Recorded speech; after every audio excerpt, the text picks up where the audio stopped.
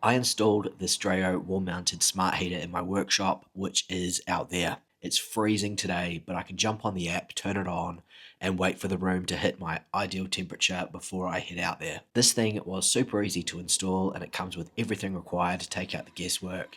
All you need is a drill, a screwdriver, and a wall, and you're good to go. It's powered by a high-performance PTC system, delivers a massive 11 foot per second airflow at whisper quiet 28 decibels. It's powerful enough for 750 square feet. It's made from flame retardant materials and it has an IP24 water rating, so I know it's super safe for my space. Total comfort is at your fingertips.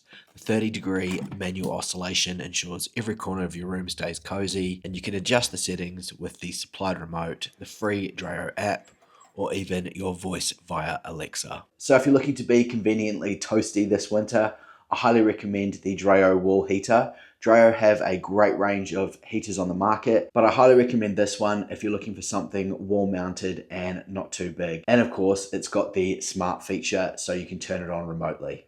Can't go wrong.